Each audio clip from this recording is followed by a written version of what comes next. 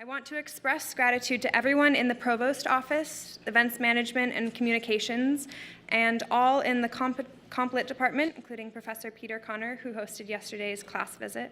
There were many hands that made this event possible. I was at the library last week, and I was able to pick up a copy of The Shape of the Ruins, in fact, 4 days before the official release date. I felt as if I had a small armada of words in my hands, that they were all sleeping, and I had to read them to set them loose beneath the hardcover. Did these words know how much effect they were about to have on me? Were they aware of it? Juan Gabriel Vásquez is an author who is acutely aware of this forward-pushing puissance that words can have. This is evident in a scene in The Sound of Things Falling, another book of his, where the character named Yamara listens to a narration of the last moments in a stranger's life. Yamara expresses discomfort and shame upon hearing the words of someone he does not know. "Those are not my dead," he says. "I had no right to hear those words, just as I probably have no right to reproduce them in this story," end quote. If Yamada doesn't have the right to hear those words, what about me, the reader, looking at them on the page?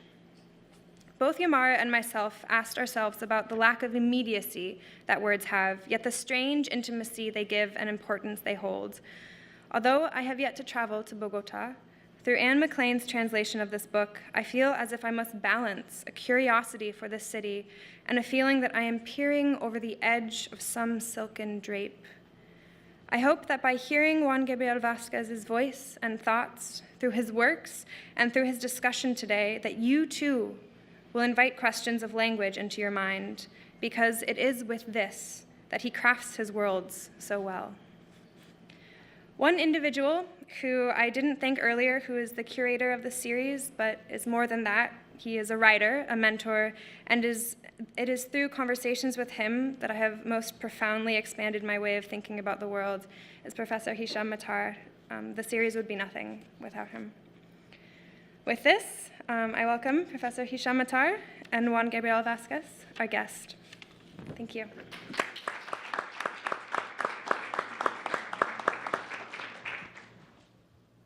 Hello and welcome. I extend the thanks, echo the thanks with Ella, and it just takes so many people to make this sort of thing happen. And so you know who you are, and we're just filled with gratitude for everything that you've done. I feel also I have to thank the students and their enthusiasm for this event, and also all the other events that we've been doing for the series. But particularly and most of all, and this isn't a kind of cheap transactional flattery here, is to thank one particular student. Ella Bartlett, 4 years ago when she was a freshman, started working for the series as its administrator, replacing a former student who had graduated, Mariana Robertson, who was wonderful. And so I was struggling to find somebody to fill Mariana's shoes. And what Ella has done over these last 4 years, the way that she has totally transformed the series, is just magnificent. And it fills me with great enthusiasm and gratitude, and not only for Ella, but also for our students, because I think she is a representative of the best quality of open inquiry and a kind of internationalist sensibility and real genuine curiosity about the world. So so thank you, Ella. And this is going to be her last event because she's graduating. So so thank you so much, Ella. Yes.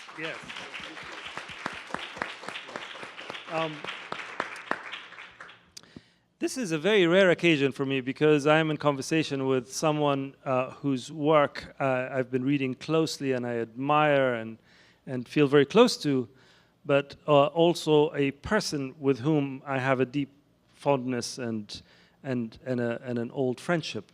And our friendship started because someone, a journalist in Spain, both of our books were out in Spain at the same time, we didn't know each other, had made an error, had published an article about Juan and put my photograph and with Juan Gabriel Vásquez under it, which was both, I have to admit, very unsettling and also flattering, because you can see how handsome he is.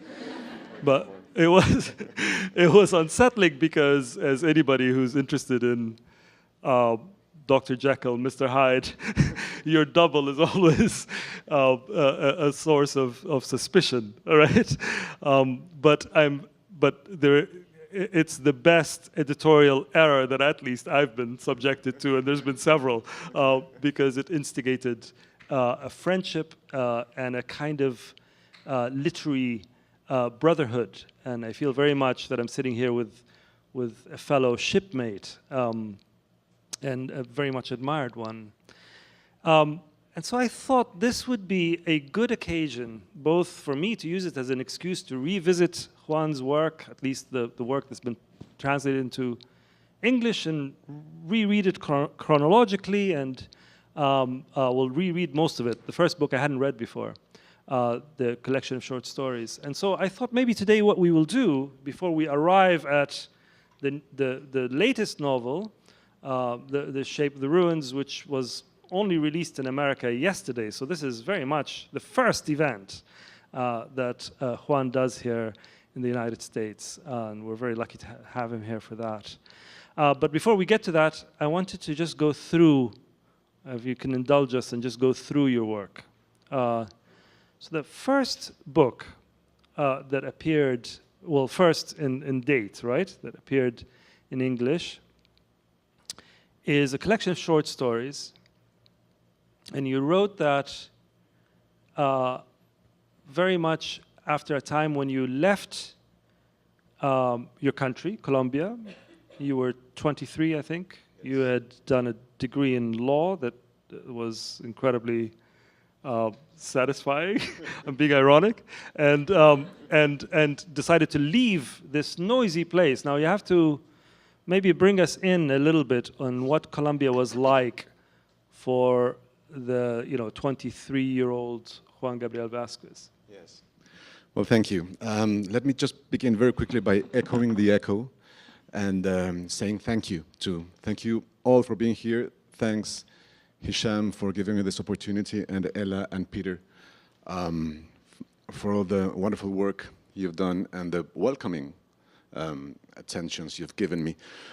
It is true we met that way. We met through that editorial mistake at a Barcelona newspaper, but what Hisham isn't telling you is that this article with his photograph got sent to my house, got faxed, that thing that existed 20 years ago, got faxed to my house, and my wife went by my studio very quickly, saw it, and thought, Juan needs a haircut. And I've given her for that.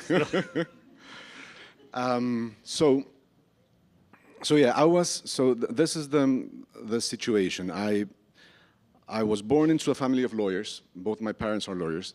So in a way, studying law was a destiny, was a kind of fixed destiny for me. But I also came from a family of readers. I had been writing since I was 8.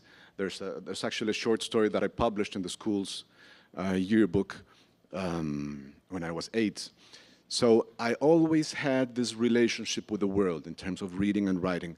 However, I never knew that you could make a living out of this, or that you could really consider the possibility of devoting a whole life, or rather taking up literature as a profession. I never considered that. In the middle of my law studies, I realized that this was not only possible, but it was mandatory for me, that writing and reading were not hobbies, were not pastimes for me, but rather a vocation, a call, really. And that I would be unhappy if I didn't pursue this idea. So I finished my law studies through a sense of discipline. But I already knew that I would try to become a novelist. And for my generation, one of the ways in Latin America, one of the ways we thought that you became a writer was leaving the country, leaving Latin America, going somewhere else where literature is regarded, or rather where the literary tradition is perceived from abroad as being more solid. After all, for my generation, the tradition of novels in my country, in my continent, was maybe 50 years old, not more than that. So I was following a tradition of Latin American writers. I went to Paris to become a novelist because this is what Mario Vargas Llosa and Gabriel García Márquez and Carlos Fuentes and Julio Cortázar had done. They had founded a tradition of novel writing in my language and in my continents through the reading of other traditions, other languages, through the reading of Virginia Woolf, of Faulkner and Hemingway. And so, in a way, this was my first inheritance, the idea that you can reach out to the world to try to learn the trade. You don't have to stay within your own boundaries, within your own tradition, your own language. It's a good idea to go elsewhere and look for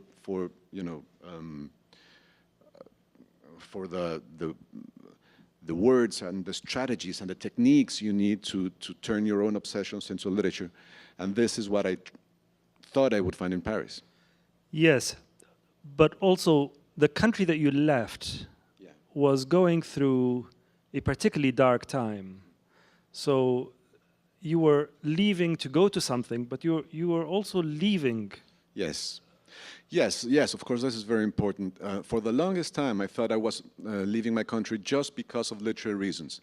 I have realized it is quite recent, really, this realization that I also left because I was running away from a country that had turned into one of the most violent places in the world in that decade between 1984, when Pablo Escobar killed, or rather ordered the assassination of a Minister of Justice, Rodrigo Lara Bonilla, and his own death, the death of Pablo Escobar in 1993.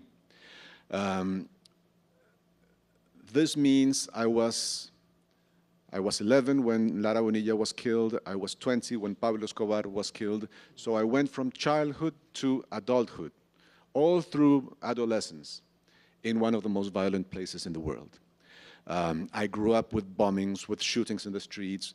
I grew up with in neighborhoods in which we had to put tape across windows, so that in the case of a bombing,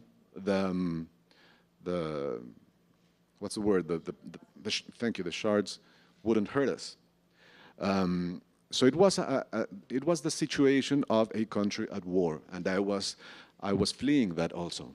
But it took me a long time to realize that this is also what I was looking for when I left Colombia, trying to leave the country to look for a life in peace without violence.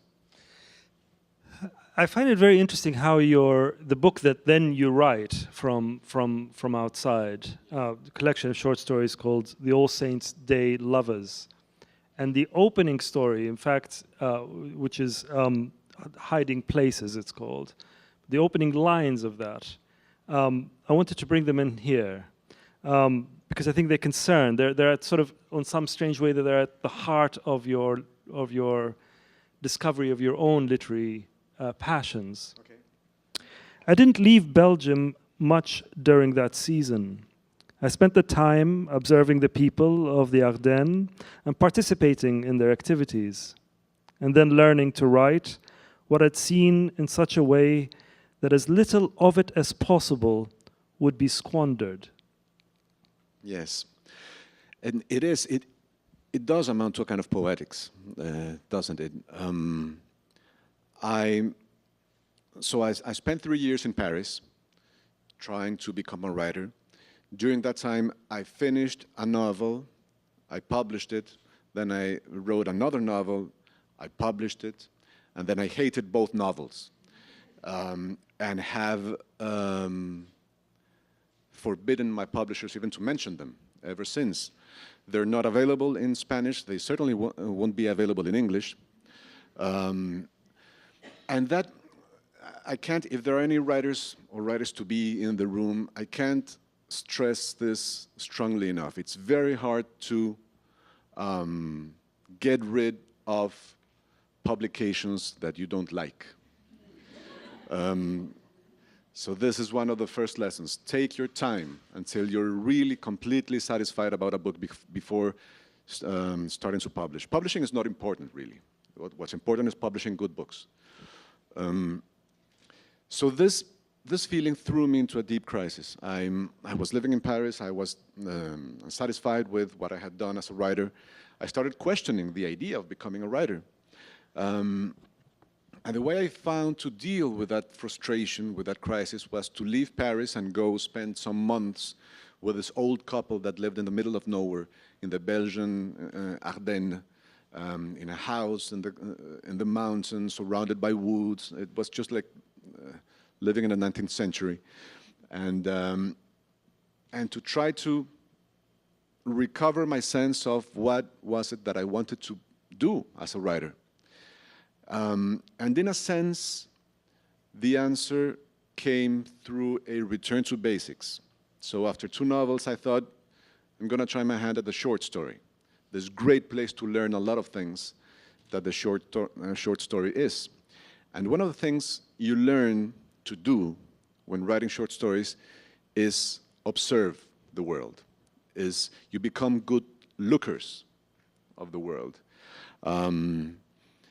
And the first thing I did when I went from there, from Belgium to Barcelona, I arrived there in October of 1999, was write that book. Write a book about all the things that I had seen in Belgium and France, all the stories that I had heard, and try to see if I could reproduce that exotic experience for me as a Colombian. And those stories and those landscapes in a way that nothing was lost, or as little as possible was lost. If I achieved that, then that was a first step as a novelist. And then I should try to see in what way I could give literary shape to this obsession that had been hanging over me, which was my country. How to write about my country. So this is what I tried to do next. Yes. I mean, the interesting thing about those stories, they were for me, you know, that was the book that I hadn't read before. So I sort of came to it the other way around. Yes. And it was interesting because it was a very different kind of writing from your, I mean, I recognized you, but it was very different. It's very quiet, yes, and very plain. And it's about private adjustments and really intimacies and love. Most of them are about love. Yes.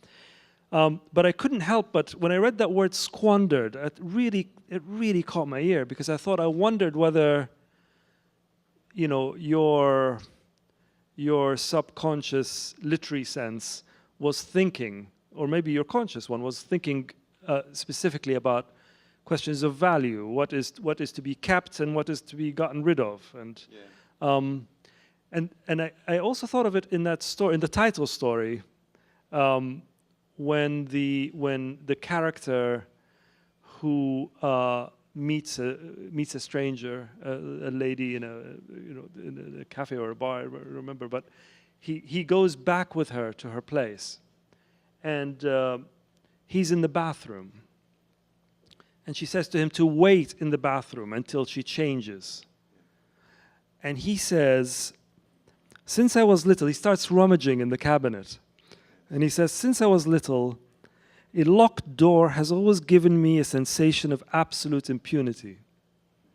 And again, I thought about writing. And I wondered whether you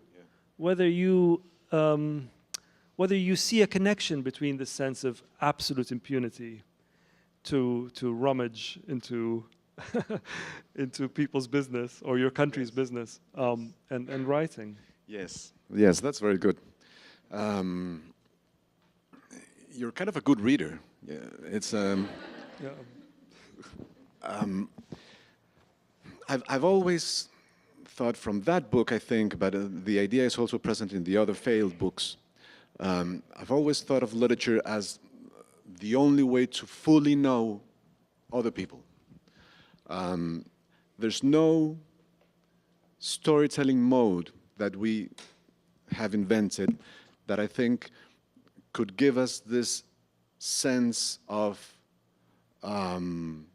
completely knowing the other, of looking at the other from outside, as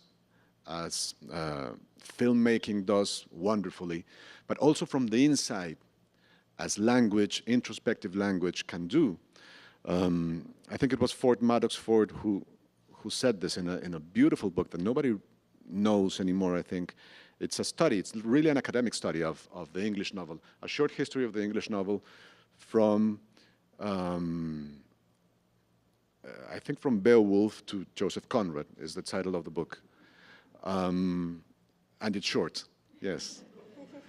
And in that book he says that novels afford us the only way to fully know our, the people with whom we share this experience of being human.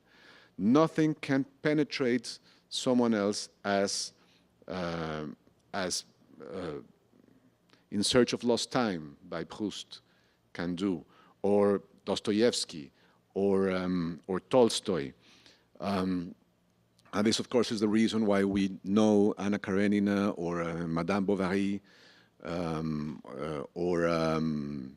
or the characters in the short stories by Alice Munro, one of my favorite writers in the world. We know them much better than we know our best friends, or even our brothers or sisters or parents, or within a couple. You don't get that kind of deep understanding of the other that we do when we read the best fiction.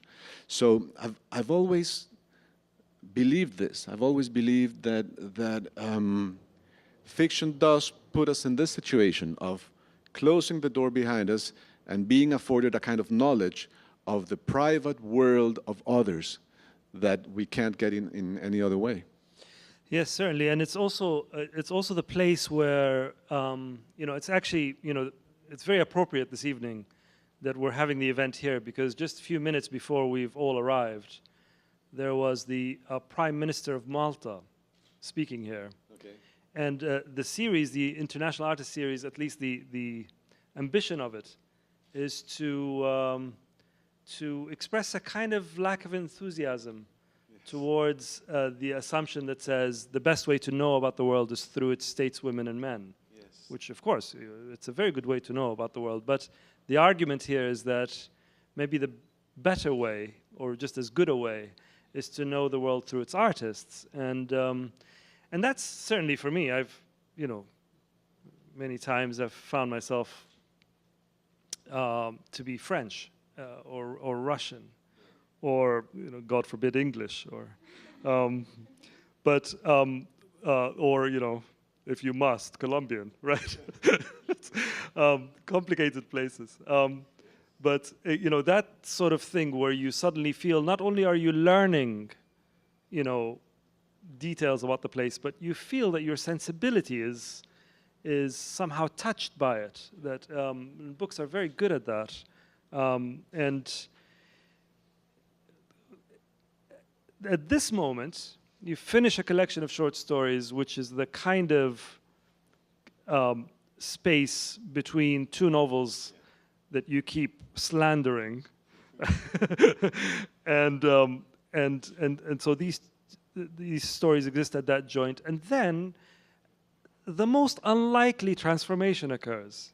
A very dramatic one is that you go from a collection of short stories like that I said is quiet, that is not really is interested in the private moment. It's not interested in national history, or and you switch into a novel, The Informers, which begins, I think, this occupation that you have, preoccupation that you have, that sort of, what Balzac says, that, novels are the secret history of nations, and you sort of follow this. And so I want to know, at what point, when you finished the collection of short stories, what point you thought, okay, that's what I'm going to do? Yeah, it was a transformation. It was perceived, I perceived it as this huge epiphany, this finally the realization that I could do what I had always wanted to do, which was write about my country. Why? Because, I mean, what happened was that this I spoke about yesterday. Peter, I ask you to forgive me for repeating same ideas all over again. I have very few ideas, and so I was telling yesterday how my problem was that I had grown up as a writer in those first books with this kind of Hemingwayan ethics hanging over my head, meaning that as Hemingway thought and exemplified, you should only write about what you know. You should only write about what you understand. And this represented a huge problem for me because one of the few certainties I had after leaving Colombia was that I didn't understand Colombia. That this place wasn't comprehensible for me. Its history, its politics, that thing we call the spirit of nations, which in my country took the shape, for me, in my imaginary, took the shape of an almost ceaseless history of violence, of hurting each other. And I didn't understand why that happened. And so, since I didn't understand my country, I thought I had no moral authority to write about it. And then I discovered some writers. I discovered some writers for whom not understanding something is not only not an impediment of any kind, but it's the reason you write about things. You write because you want to know. You write because fiction, imaginative writing, is this kind of vehicle that takes you to a place you don't know, you don't understand, and explores it, and illuminates it, and then comes back with the answers, with a story that allows you to understand. This realization changed my life, really. I don't know if I would be here today if I hadn't realized, if I hadn't had this small epiphany that not knowing, ignorance, relative ignorance, or the impossibility to understand are the reason you should write about something. And writing is exploring. Writing is not telling you the story of my certainties, the things that I already know. Writing is a risk. It's taking the risk to go to unknown, unexplored places and trying to illuminate them with fiction. When I understood that, I realized that I had a wealth of material, that I had grown up listening to stories about the history of my country, about the politics of my country, about the past, that complicated thing that fascinates me, the past, the way it stays with us, the way it has this magic quality of never being past. As Faulkner said, the past is not dead, it's not even past. It's here with us and it shapes our lives. And so this happened around the time I had met a woman, a German woman, Jewish German woman who had arrived in Colombia in 1938 and whom I had met in 1999. And she had told me her life story, the way she left Germany persecuted by Hitler, by the Third Reich, by the new laws. And she arrived in Colombia as an adolescent with her family. And in Colombia, during the war, her father was thrown into this prisoner camp because he was German. and Germans were considered the enemy for Colombian authorities. We were with the Allies in the effort of the war.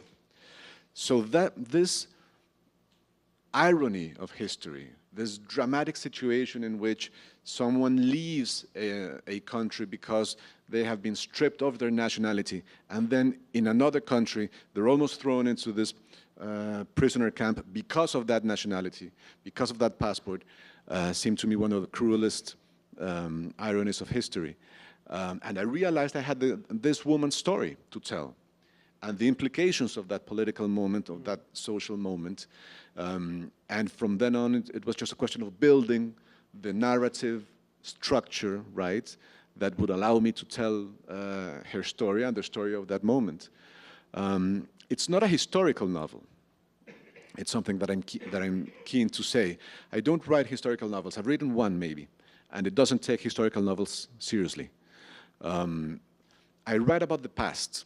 All my novels deal with a historical moment, yes, but seen from the past, so that a relationship with memory is established, with the way we remember the past, with the way we tell the stories that allow us to go into the past and explore it.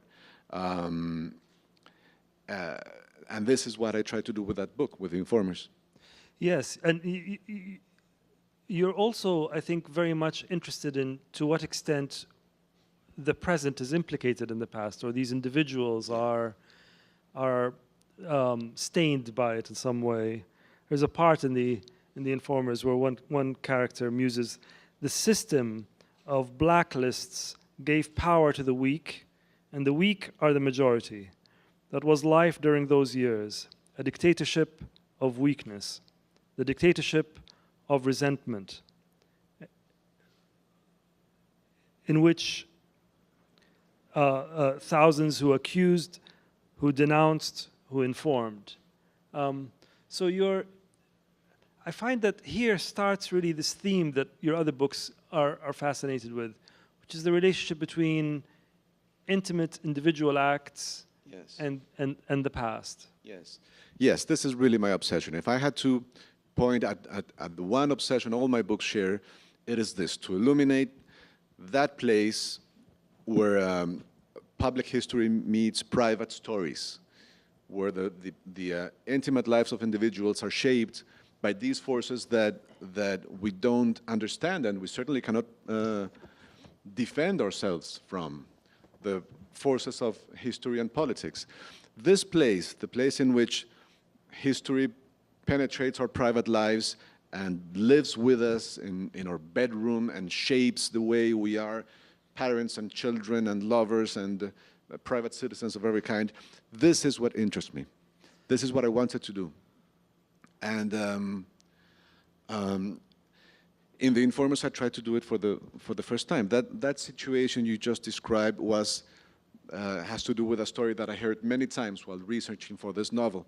The moment in which somebody in the 40s went to the police, to the Colombian authorities, and said, I have just heard such and such person speaking German.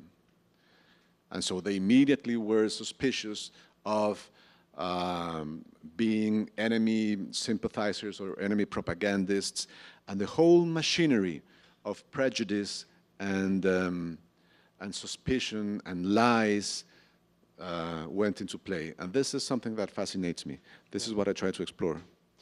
Yes, and here I think also your interest in Conrad starts to show up in that novel, in the sense that the themes of betrayal and atonement seem to me to be such Conradian themes. And then in the novel after that, you take on Conrad, well, he becomes sort of central in a sense. The Secret History of Costaguana is a novel that is about a novel. In fact, the New York Times, I think, called it as a postmodern literary revenge. You know, and so what you have is you have this myth, might be true, might be not, of Conrad as a 19-year-old landing at the coast of Colombia and smuggling weapons to the then conservative government. And then when Conrad is back in London later, when he's a writer, and he thinks about this novel he wants to write, Nostromo, which is set in Latin America, he speaks with the then Colombian ambassador to try to sort of get some information from him. And the Colombian ambassador said, no, hold on, look, I've got somebody that you really need to meet. And it's this, please carry on, you tell the rest. And it's the narrator of the novel. Yeah. Yes, this is a completely different book from The Informers. It tries to break away from The Informers in a sense, which is something I like, not to continue in the same path that a previous book has opened, but rather to find new roads. In this case, it was a very dramatic change. The novel is nothing like The Informers in any sense. I think of it as a picaresque adventure novel that deals with subjects that are not usually part of picaresque adventure novels, such as history, such as a reflection on history of how we tell stories, and how it's about the power of stories to shape our reality. So what happens is that this guy, Joseph Conrad, is writing a book about Colombia and about the situation there at the time of the first attempts to build a Panama Canal, right? I don't know if you knew this, but Panama was actually a part of Colombia in the 19th century. So it broke, through a revolution, it broke away from Colombia. And the exact same thing happens in Conrad's novel. So Conrad modeled his novel Nostromo after the political situation in Colombia. So and he called Panama Sulaco. And he called Panama Sulaco, and he called Colombia Costaguana.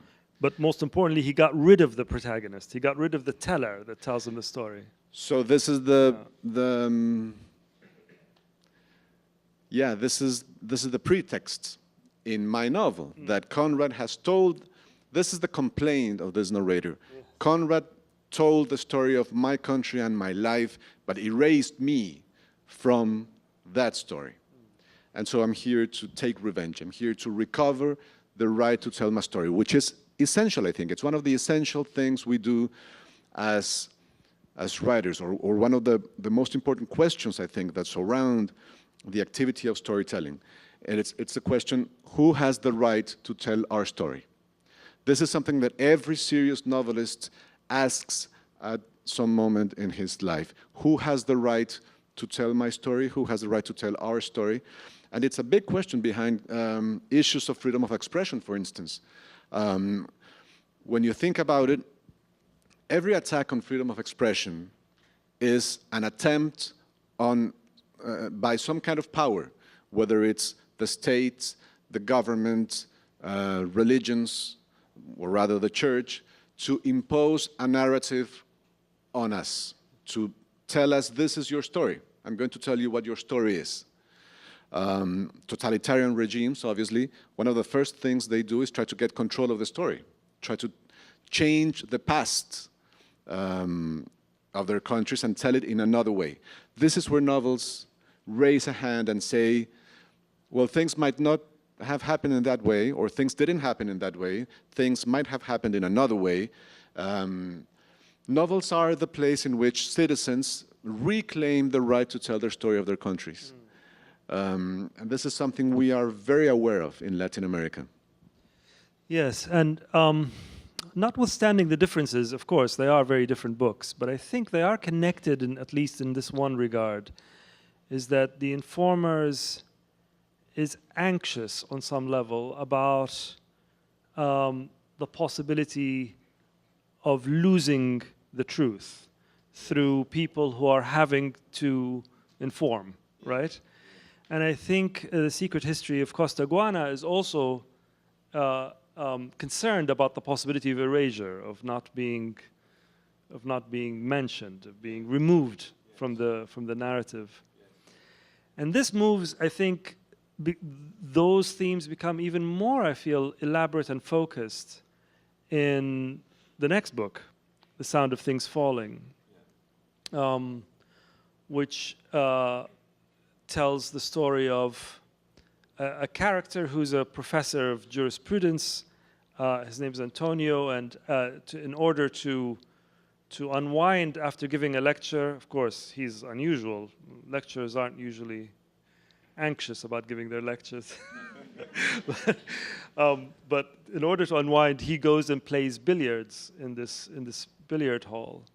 And there he becomes, he befriends this enigmatic person who's older, a little bit, more frail. And there's some story around him that he had just left prison, or he had spent prison some time. One day when they're standing out together on the street, a motorbike comes by and with two men on it, and the man sitting in the back fires at them, killing the elderly man. But Antonio is wounded terribly, but he survives. And his whole life descends. The word falling in this book is very interesting in the way that it is echoed in different ways. He falls in the sense that he can't fall asleep, literally. He can't sleep. And he falls in the sense that his life with his beloved wife collapses, and everything starts to disintegrate. And it's in this kind of moment of despair that he gets this very interesting communication from Maya, who's the dead man's daughter. And he becomes friends with her, become lovers in some way later. And Maya then tells him the story of her parents and of her mother, who died in a plane crash. That's bizarrely, she gets hold of the black box, right? And she plays the box to him. And I just want to read you this part when he's talking about the. It reminded me of what an author that we're both keen readers of, Javier Marias, the Spanish writer, has this idea that it is far more dangerous to hear things. That because the eye has a lid, you could shut your eyes if you see something ugly. You could close your nostrils if you smell something bad. But listening is much more dangerous. It's very difficult to not. So it's to protect. It made me think of this. However, those sounds now form part of my auditory memory. Once the tape fell silent, once the noises of the tragedy gave way to static, I knew I would have preferred not to have listened to it. And I knew at the same moment that in my memory I would go on hearing it forever. No, those are not my dead. I had no right to hear those words, just as I probably have no right to reproduce them in this story, undoubtedly with some inaccuracies. But the words and the voices of the dead had already swallowed me like a whirlpool in a river swallows up a tired animal. Yes, this novel was a way I found to come to terms with my own experience. I had never written about the Colombian past that I had lived before. The Informers, yes, it is told from the point of view of a character in the 90s, but it deals with the 40s. The Secret History of Costaguana deals with the 19th century. And the narrator is telling the story from 1924, the year of the death of Joseph Conrad. In The Sound of Things Falling, I figured out how to put my own life experience into fiction, my own life experience belonging to this strange generation, this strange Colombian generation that was born at the same time as the drug trade. I was born in '73. In '69, Richard Nixon had closed the Mexican border to prevent marijuana from entering the country. And of course, marijuana smokers didn't, nothing stopped themselves from looking for marijuana cultivated in other places.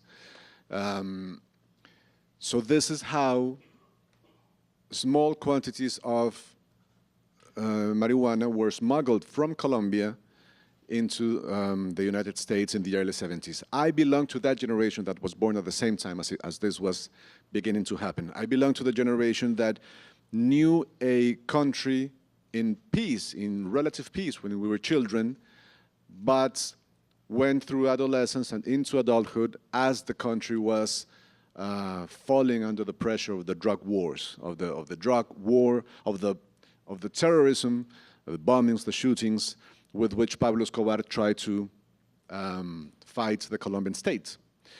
That left deep scars in my generation. We all have a story to tell about that. We all have our own dead from those years. I spent many years after leaving Colombia in '96 not thinking about this, trying to unconsciously shut the whole thing off, the memories of those years, the implications of having grown up during those years, what those experiences had done to me as a private individual, the way living through those years had shaped my relationship with fear, for instance, with fear of unpredictable violence. All those ghosts began taking shape in a narrative that eventually became this novel. This novel is the exploration of all those ghosts, of my relationship, of what it meant of what it meant growing up in Bogota during those years. And it all started in a very weird way. I had written about the life of this pilot. I had written 100 pages about this pilot who smuggled drugs, who smuggled marijuana in those first years of the drug trade in the 70s into the United States. And after 100 pages, I just lost interest in the story, in the character. I felt removed from him. I felt it wasn't part of my experience. And I set the manuscript aside. I thought, this will never happen. I will never find a way to deal with this, with this very Colombian issue. And then one day, I was going through this magazine, and I found a photograph of a dead hippo, a dead hippopotamus that had just been killed by the Colombian authorities because he had escaped from Pablo Escobar's famous zoo in the middle of Colombia. And a hungry, half-savage hippo is a very dangerous animal, so it had to be hunted down. Now this image, all of a sudden, it was like the little Madeleine, the little piece of bread in Search of Lost Time by Proust, which he puts into his mouth, and all of a sudden, all these memories begin to appear. The hippo was my Madeleine. It was less edible, let's say, than your regular Madeleine, but it had the same effect of opening the doors of memory for me and making me think for the first time about things that had been suppressed for many, many years. The uncomfortable memories, the pain, the suffering of people I had seen. And I started writing like crazy because I understood that the story I wanted to tell was not the story of the pilot. It was the story of somebody from my generation that has this close contact with the violence of those years through a brief meeting with the pilot. And when I understood that, the novel took the shape of an investigation, the investigation of somebody into somebody else's life that becomes a metaphor of the history of the country. Yes, absolutely. And from what you were saying, the way you talked about it reminded me of that line in it when they had a dead man in common. Yes. Right. That people, that you know, that this terrible violence is also, strangely, a moment of deep intimacy and engagement. It implicates people into one another's lives in ways that are very, very complicated. So it's a wonderful book. It's really very, very, very moving. And we could speak about all these books. We could speak a long time. But I'm aware that I want to get us to the book at hand, and at the same time fulfill on my plan to walk you through Juan Gabriel Vásquez's work. The next book is Reputations, and it's a book that has a character who's a cartoonist, and he's not only just a cartoonist; he's an incredibly influential cartoonist. Wields great power in Colombian public affairs. To be caricatured by Javier Mayarino is to have a political life. The politician who disappears from his drawings no longer exists.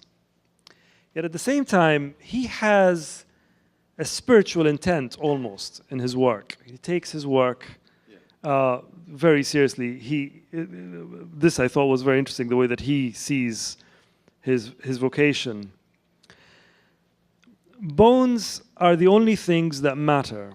In them, in the shape of the skull and the angle of the nose and the width of the forehead and the strength of trepidation of a jaw and the dimples on a chin, their delicate or brisk slopes, their more or less intense shadows, there lies the reputation and the image.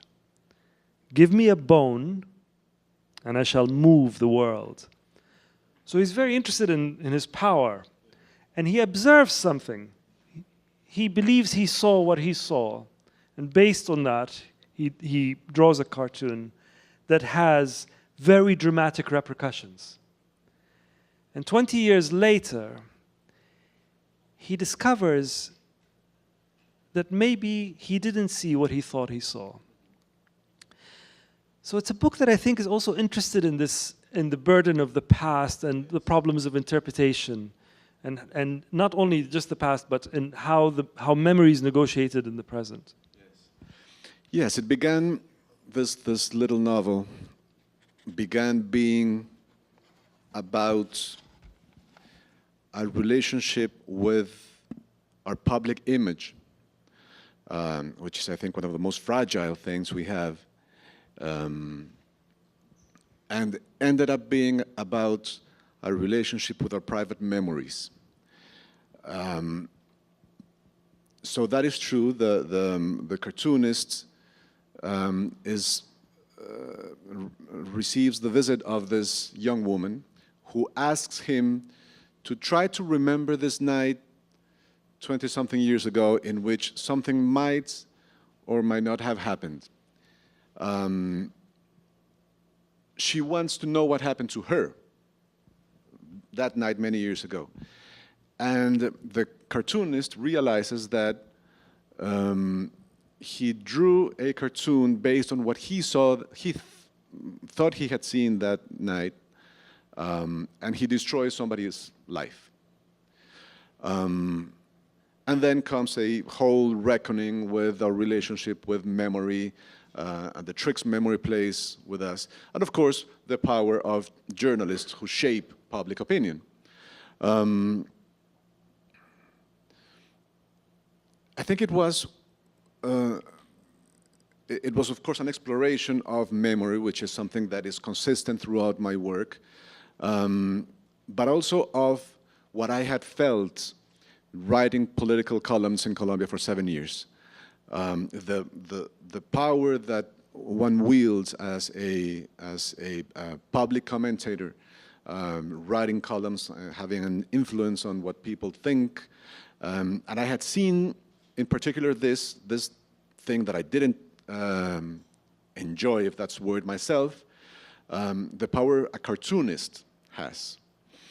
When I published the novel, many people went to me and said, this is all very good, but the situation is completely fictitious. I mean, in what country in the world are cartoonists so powerful that one would want to threaten them, as the characters in the novel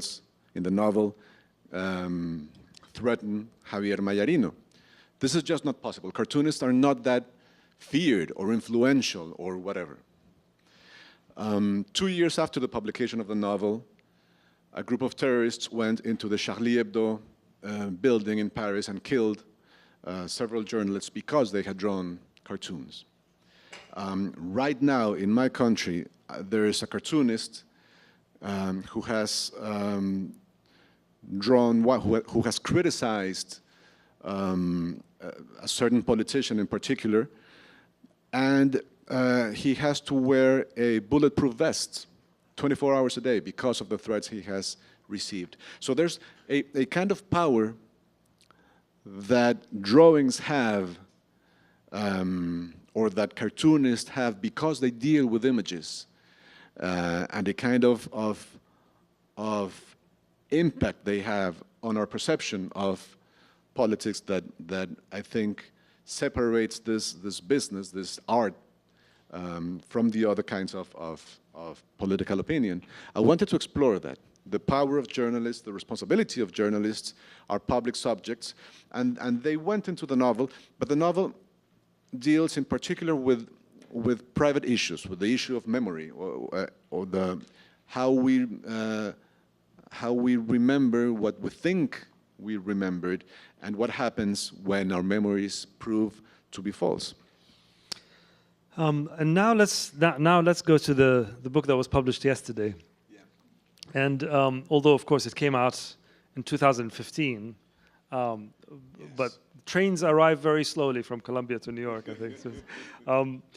But before we say anything about it, I wondered if you could just read us a little bit from it. So the first contact is with the text. The beginning, right? Yes, please. Yeah. You have the UK edition, because you have that privilege of knowing this book many months ago, but I'm going to read from the beautiful American edition. Anyway, they are almost the same words, I think, the words of the wonderful Anne MacLean, my translator, who was called almost psychic in a review yesterday in NPR. And we both agree she is. Yes, she's without incredibly the almost. talented, yes. Yeah. Yes. So this is the beginning of the novel. I'm going to read from the very first pages of the novel, which carries a fraction of a verse of Julius Caesar by Shakespeare that says, "Thou art the ruins of the noblest man." This is Julius Caesar, Act 3. And the first chapter of the book is called "The Man Who Spoke of Inauspicious Dates."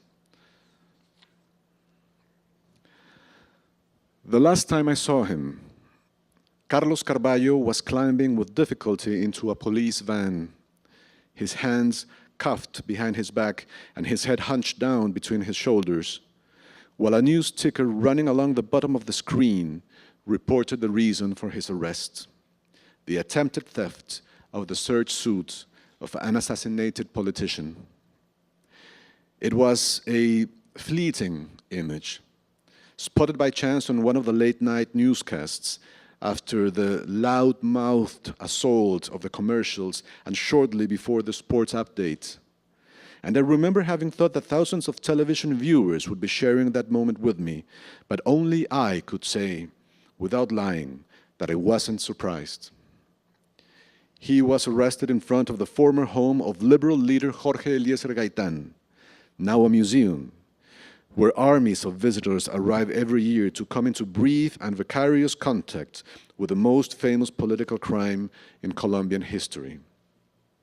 The search suit was the one Gaitán was wearing on April 9, 1948, the day Juan Roa Sierra, a young man with vague Nazi sympathies, who had flirted with Rosicrucian sects and often conversed with the Virgin Mary, awaited him as he left his office and shot him 4 times at close range in the middle of a busy street in the broad daylight of a Bogotá lunchtime.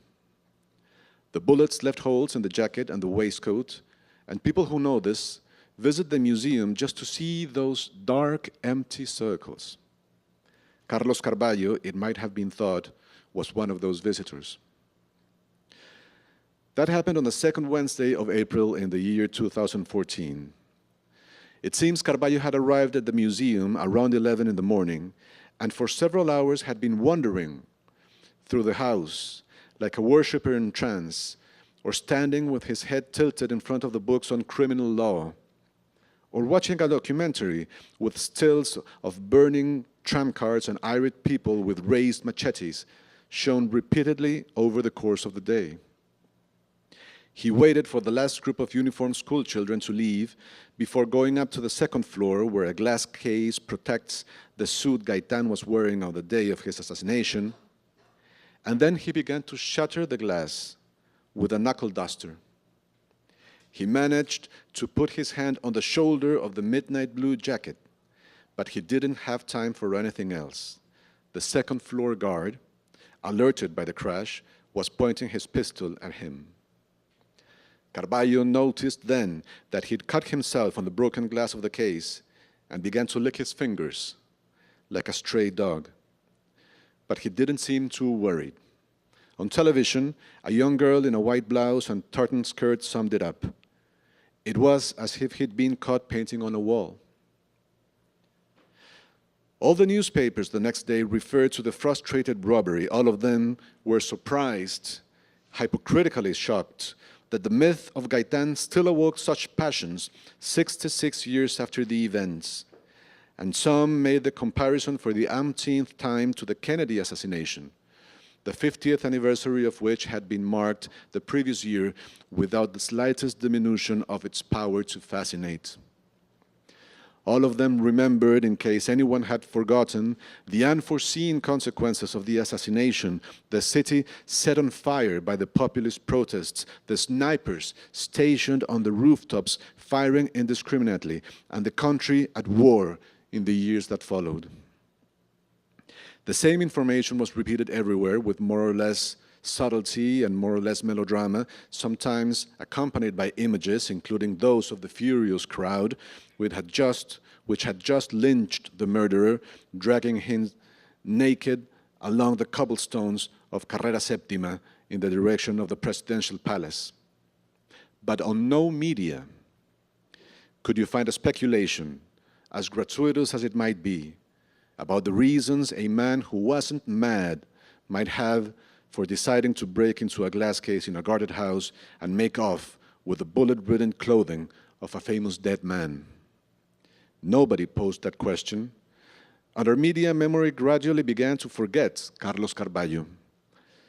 Swamped by everyday violence, which doesn't give anyone time to even feel discouraged, Colombians allowed the inoffensive man to fade away like a shadow at twilight.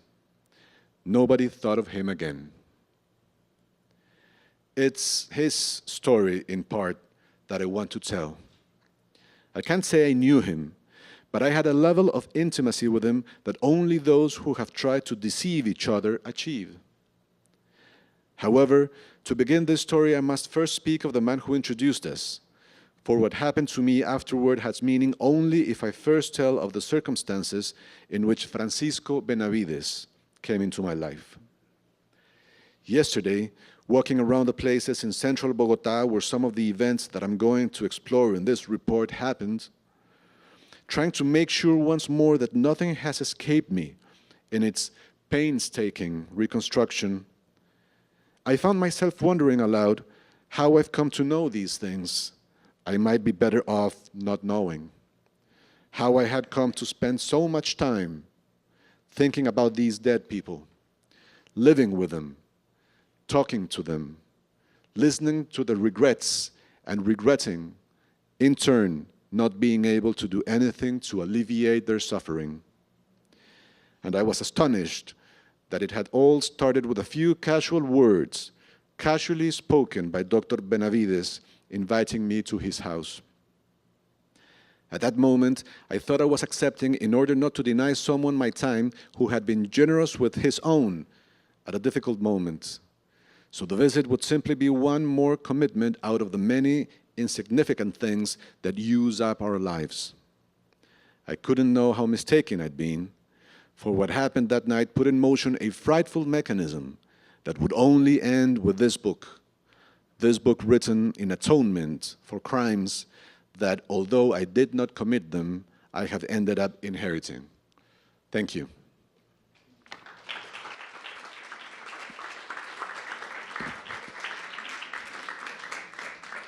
Thank you. I'm very excited about this book. I speak here as a reader because I see that that the heart of the poet of that early collection of short stories that was interested in correspondence in the distance between what is felt and thought and what is expressed and said, right? Meets up with the mind of a forensic investigator. And the two together, the poet and the forensic investigator, I think are at play here. Yeah.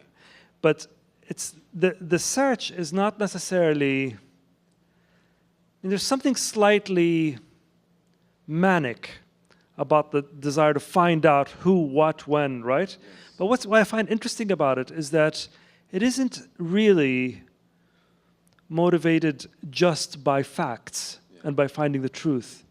It's motivated by a much deeper anxiety to sort of know where to locate oneself in relationship to this history. Yeah.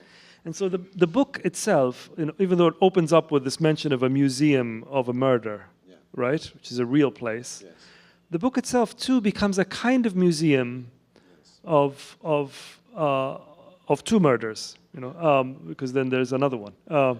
But also something. The other reason why I'm excited by it is because that seems to me a very interesting development in your book, in your work. And the other thing is knowing you and knowing how private you are. You do something quite interesting. The main character, the protagonist, his name is Juan Gabriel Vásquez, and he resembles you in a lot of ways. I'm sure he's not you, but he resembles you in a lot of ways. But you also bring in people that very much resemble your family. So. Mariana, notwithstanding her opinion of my hair, is very, very dear to me. And she appears here, which is also, I thought, very, very interesting. So maybe you could tell us a bit about that. Yeah, that was a difficult choice. Of course, the first thing a novelist has to choose is a narrator. Who will you ask to tell this story that you have in your head? And so we can invent a narrator, as I did in The Sound of Things Falling. His name is Antonio Yamara, and although we share some biographical traits, he's not me, definitely. He's 3 years older than me, and he got a bullet at one point in his life. Or you can tell the story in the third person through the point of view of another character, which is what I did in Reputations. Or you can do this strange option that I had, which was telling this big story through the voice of a narrator who shares my name, my biography, my interests, my opinion on things most of the time, and who has a family that strongly resembles mine. And the reason I made that choice has to do with the way the novel was born for me. And this is the anecdote. In the year 2005, I was back in Colombia to spend the summer. I was living in Barcelona. My wife was pregnant with our twins, who were supposed to be born, these twin girls, in November. We went to Colombia for the summer, and they decided to come out earlier. They were fascinated by life and the planet, and so they were born at 30 weeks, which is really a very risky thing to do. So we had a lot of complications that demanded that we stay in the hospital for many weeks, taking care of the situation. And during those times, after the girls were born, very prematurely, and so surrounded by trouble and risks and medical problems, etc. At this time in my life, I meet this guy, this doctor, who in the novel takes the name of Francisco Benavides. In real life, his name is Leonardo Garavito, and he learns through reading The Informers that I'm very interested in the crime of Jorge Eliezer Gaitán, that Colombian politician murdered in 1948, whose relationship to my country is more or less the same relationship as the JFK crime has with American history and American temperament, if you will. And so he says, I know you're interested in this episode of our history. I have to show you something. I have something that nobody else can show you. I will give you the privilege of seeing something that very few people have seen. And he takes me to his house, and he opens up this drawer, and he takes out a vertebra of Jorge Eliezer Gaitán with one of the actual holes of the bullets that killed him. You will find a photograph of that vertebra in the novel. And before giving me time even to ask, how in the world do you have this? He produces something else, a part of the skull of Rafael Uribe Uribe, another Colombian politician. I'm sure the person laughing is Colombian. It just sounds... Yes. Murdered in 1914 by two unemployed carpenters who attacked him with hatchets, hatchet blows to his head. And he has that, this man. He has that in his home. He's the private owner of these relics, as the novel calls them. And so here's the thing. This was enough for any sensible novelist to throw themselves into the thing. But here's the situation. I saw myself in this very strange moment in which I had the rests, the ruins of victims of the Colombian political violence of many years. I had these things in my hands, and then I went to the hospital to take my girls in the same hands. And so the question started taking shape in my head. What relationship is there between these two moments? The question was much more precise, really. It was, how can I protect these girls who have just been born from this history of violence? Is it necessary to protect them? I mean, is violence inherited? Is violence transmitted from generation into generation? Is a crime that happened in 1914 and a crime that happened in 1948, are these crimes able to cross ages and generations and affect in any way the life of somebody who is being born right now in 2005?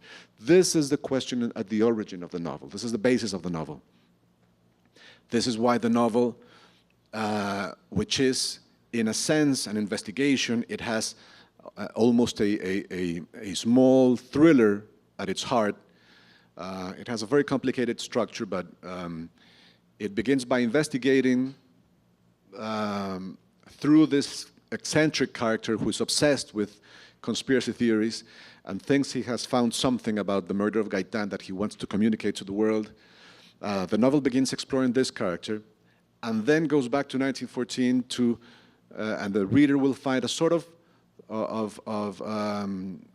noir little novel in the heart of the big novel. And then it ends up tying all the different threads in a special way. But the reason I have always refused to, or rather the reason that I have always been in love with the novel as a genre, it's this thing that it affords us. It affords us the possibility to write a historical novel that is at the same time a thriller and at the same time a reflection on history and at the same time a deeply autobiographical, even confessional novel about private lives and feelings and what does it mean to be a father and what does it mean to be afraid for your children, to try to protect them from an environment of violence that you know you won't be able to control. So the only narrative artifact that we have that is able to mix all these things up, to talk very deeply and personally about your intimate life, but at the same time to talk about a mystery, a detective mystery about a murder committed 100 years ago. This is what novels do, and this is what fascinates me about the genre, and this is what I try to do. I was remembering as you were speaking when we were together in Bogota and we were walking through the city, and you were pointing out things that have happened in the city, incidences of political violence. But even outside of that, when we weren't talking about that, and we were just two friends, and you were guiding me through your hometown, and we went to visit your old university. But even there, I remember at the university, as we were talking about personal things, suddenly you said something else that had to do with that history of violence. And you said it was here when I was in a classroom and I heard an explosion and we looked out of the window and there was this bombing. And so in a sense, I felt very deeply for Colombia because there were lots of connections between some of the things that the country's been subjected to and some of the things that my own country's been subjected to, Libya. And that in a sense, in places like that, and perhaps I would suggest in all places, maybe places that haven't been subjected to such extreme events, that our countries in a sense become difficult for us to engage with them as children, you know? Yes. Like the other version of you and I walking through Bogota and just not thinking about these things, right? Yes. That places become repositories of these events. And then at the end of the book, you include an author's note, and you put a line in that seems to me a provocation. And I wanted to ask you about it. You say, readers who wish to find coincidences with real life in this book do so at their own risk. Yes. Right, what's the risk? Well, there's no risk, really. I'm just being mischievous. Yes, but isn't there, I suppose what I'm really asking is there, you know, that doctor that came to you and said, because I read one of your books and I can see that you are a chronicler of certain events in Colombia. I want you to come and look at this subject. Yes. In other words, is there a risk in being regarded as the national writer, right? And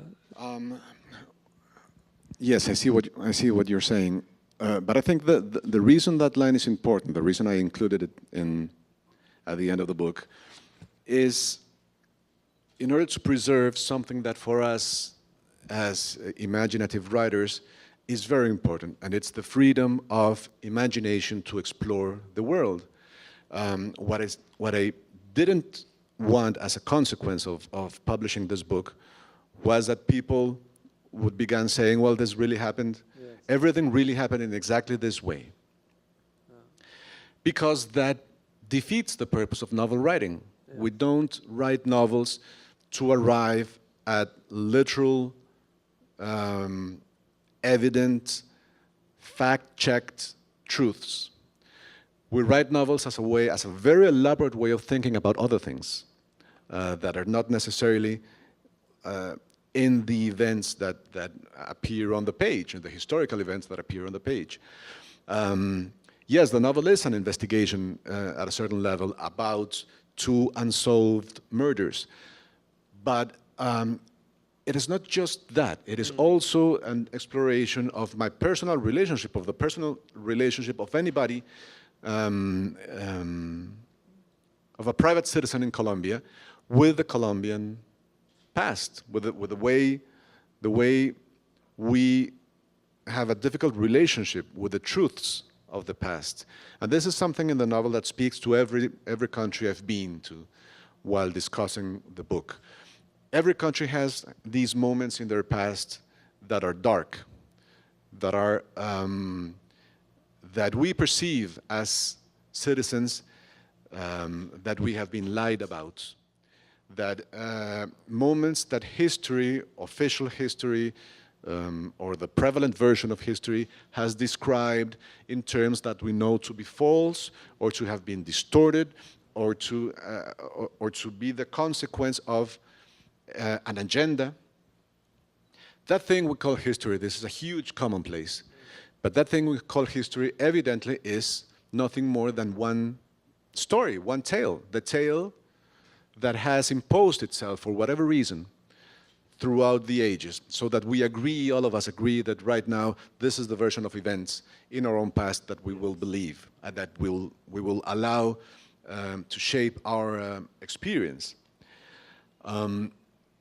But in that story that we tell ourselves, as the title goes in a John Didion book, we tell ourselves stories in order to live. In that story we tell ourselves in order to live. There are places in which the truth is not really clear, in which we suspect that somebody has lied to us. And these places are the places where conspiracy grows, conspiracy theories grow. And I was fascinated by this mechanism of historical mysteries and conspiracy theories to shape, first of all, to feed off our energy as citizens, as human beings, and to shape the way, the relationship we have with reality. And this was, mind you, when I was writing the novel, 2012, from 2012 to 2015, the idea of conspiracy theories and theorists was not as present in our culture as it is now. I was exploring probably a different kind of phenomenon, but I was exploring this strange and fascinating phenomenon of our reaction as citizens when we realize that history has lied to us, which is what has happened in Colombia with the murder of Gaitán and the murder of this other politician, Uribe. So this is one of the preoccupations the novel has embodied in this character, Carlos Carballo, who deeply believes in a conspiratorial view of the world and who tries to drag Juan Gabriel Vásquez, the poor guy, into this web of political lies and conspiracy theories to prove that he has found the truth about the murder of Gaitán and the murder of Uribe. And this is how the novel ends. The novel ends with the revelation of what he thought he had found, which I won't tell you anything about. Yes. Yeah. No, absolutely. It's a novel that's interested in the aftermath. It's interested in what it's like to be here after everything has happened, which is the most commonplace thing. That's what's very compelling about it. And you actually evoke the Italian writer Antonio Gramsci about, when you use the word inventory, it made me think of him, because there's a part in the book where you describe how each one of us arrives here as inheritors, I'm paraphrasing, as inheritors of everything that has happened, but without an inventory, right? And Gramsci has this idea too, that history, that in other words, that is the place where art enters, no? To try to account for what has happened. Look, I've hogged Juan all to myself for too long. I want to allow some time for questions, but just to tell you that the bookseller very kindly is here and conveniently right back there, and we have the International Artist Series is contributing to all the books for a 10% discount. So there'll be a 10% discount, and Juan Gabriel will be forced to sign your books. But yes, but can we take some? We don't have a lot of time for questions, but if there are questions, please, yes. Thank you so much. It's an absolute pleasure. I wanted to start out by asking. I know your book came out in the U.S. or in English, not just the U.S., but in English, 3 years after it was published. Is that correct? So the book came out, no, the book came out in English in June of this year. So, well, I guess that, yeah, it was published in November of 2015. So a little under 3 years, yeah. I'm curious about the reactions of people who you've talked to who have read different translations of the book, and if there's any notable memories that you were surprised about when encountering someone who's read a translation of it. Yeah, yes, well, I partly answered it before, not knowing that you were going to ask this question. This is actually something that has fascinated me in the travels that I've made to discuss the book in translation. The book began to be translated in 2016 into Italian and Portuguese, I think, were the first ones, and then other European languages that I have had the chance to visit, other countries. And it's just astonishing. And this also happened in Spanish within different countries of Latin America, Mexico, Peru. It's amazing how true it is that we all have a very difficult relationship as countries with one or two moments in our past. There's no country that is free from this, that has an easygoing, transparent relationship with that thing we call history. There's no country that I know of, at least in the Western world, in which we have a smooth belief in the whole of the national narrative. And this changes from country to country, but the general idea is there.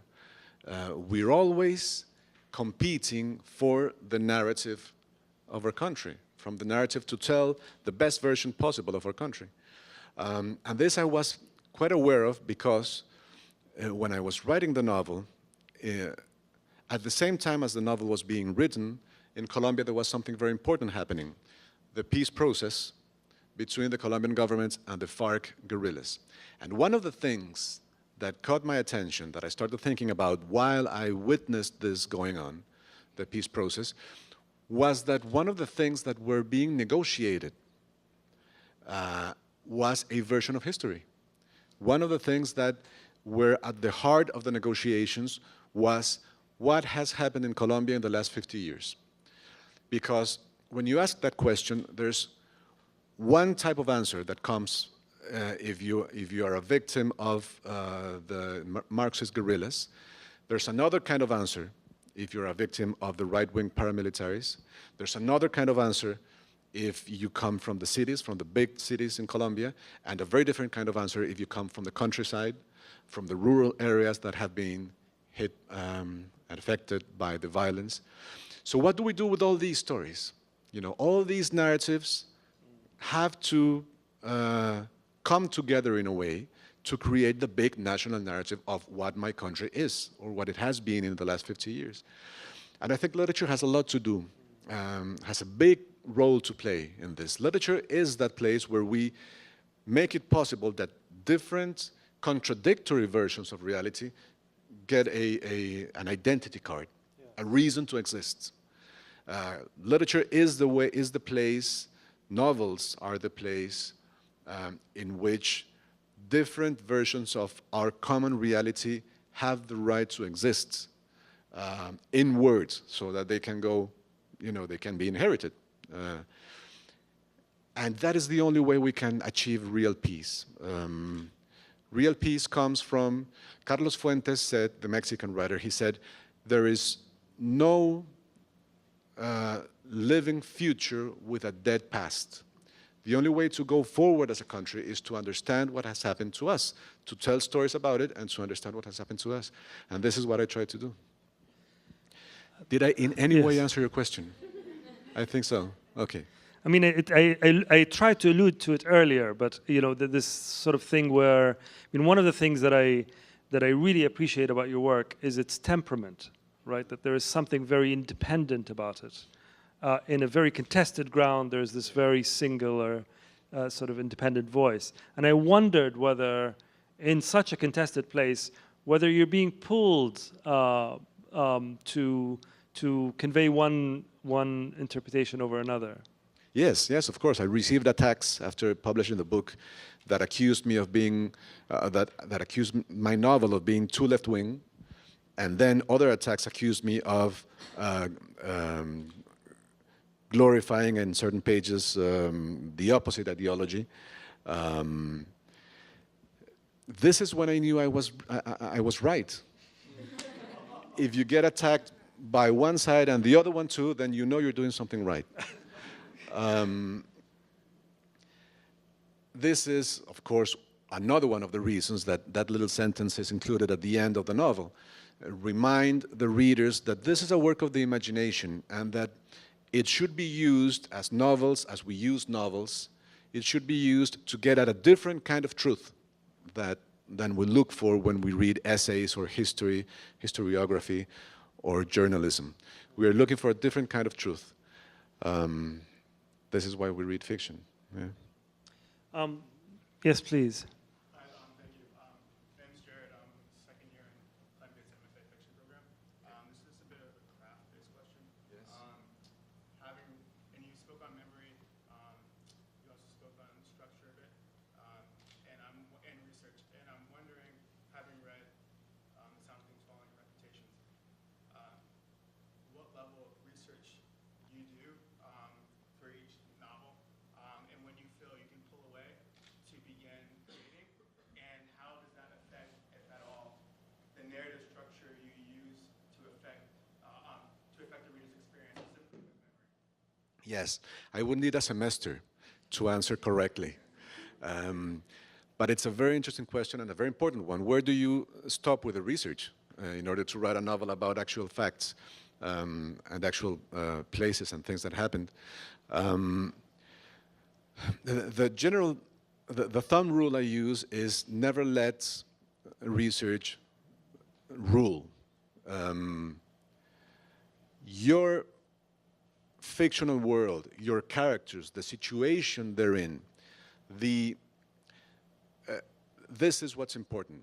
In other words, what is important is the reason why you're writing a novel and not a piece of historiography with this same information. The reason is you want to get to another kind of truth, which is emotional. Conrad said that novelists are historians of emotions.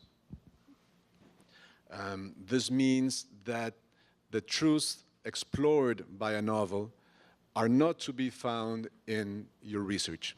They're the truths at which you arrive through a different kind of imagination, a moral imagination. So yes, you are exploring actual events and you're trying to get to the moral and emotional truth of these events, but it's those truths, emotional and moral, that should dictate how much research you should do. So follow the characters, is my advice. Follow the characters, and of course, one reads and researches enough to begin the story, but after that, you have to do what the characters demand. This is, I hope this is helpful. Okay, one last question, and I want to privilege the students, please. So, yes, Victoria. I'm just curious how much your background in law has had an influence on your writing, because it almost sounds like you're coming from like a place of disillusionment, with this idea that, you know, the field of law is based on this idea of testimony, which is like this idea that you can arrive to the truth in people's memory, Yeah. which you seem to very much disagree with. Yeah, well, my relationship with my law studies is very tense, very difficult, particularly because it was my law studies that kept me for 5 years from my real obsession, which was to write books. I used to sit in the back of my civil law classes to read Borges and Cortázar and Simone de Beauvoir. All I knew was that whatever was going on in the front of the class was just preventing me from concentrating totally on this wonderful thing that short stories were giving me. Of course, in Colombia, law studies also afford you a very particular kind of knowledge of the political world.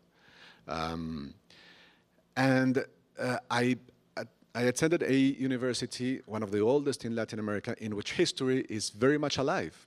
All of the rooms in which I had classes were at one point or another in history, the places where something important happened, where someone was taken prisoner, or this extraordinarily courageous woman, Policarpa Salabarrieta, was held prisoner before being executed. This happened in the same place where my classes took place.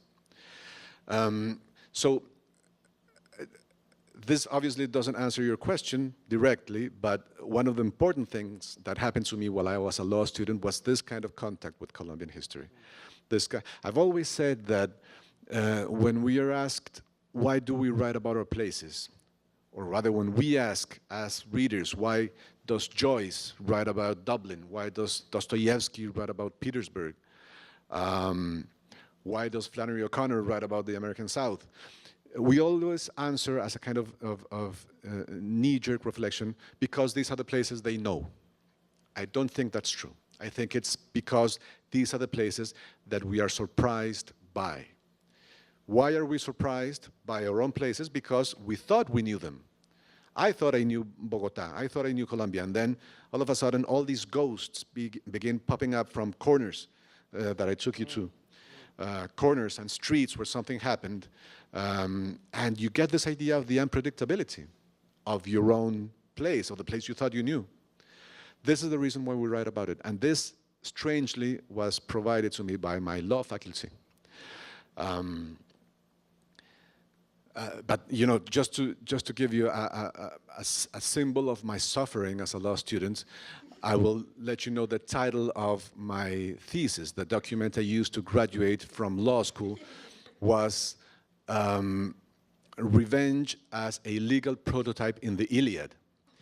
So this is how hard I was trying to run away from law, you know. Not from the law, but from law, yeah.